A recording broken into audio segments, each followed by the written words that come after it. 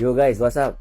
Hari ni aku nak share dengan korang, especially rookie dengan newbie ni, satu benda yang jangan kata korang lah, kita orang yang dah lama main pun selalu terlepas pandang benda ni.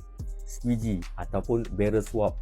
Nampak simple tapi benda ni memang berguna. Bila kau main, kadang-kadang ada pellet break, pin pecah kat dalam ni, ada minyak-minyak dalam ni, dia jadi kotor, dia boleh menyumbang kepada keherotan pellet kau.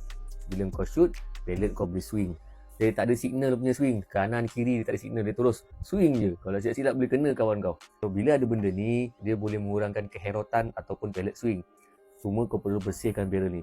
Especially pada rookie dengan newbie, aku faham. Bila kau main rookie division, kau pakai dental marker. Bila kau pakai dental marker, kau tak ada masa nak bersihkan barrel ni.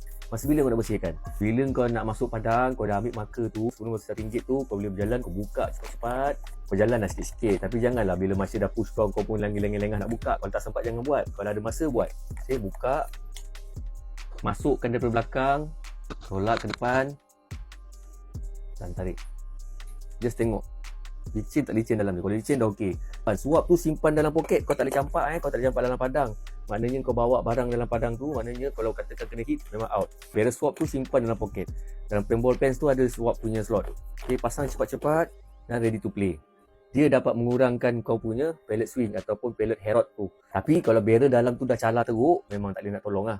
Ini tips yang aku boleh share dengan korang. Kalau korang dapat jumpa benda ni, kalau murah, harga lebih kurang 30 ke 50 ringgit bergantung pada brand.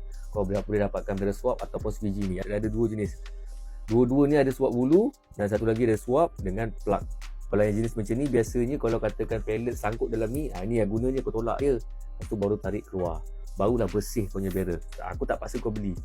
Tapi kalau kau beli guna ni, bagus. Okay guys, nanti kita jumpa kat padang paintball.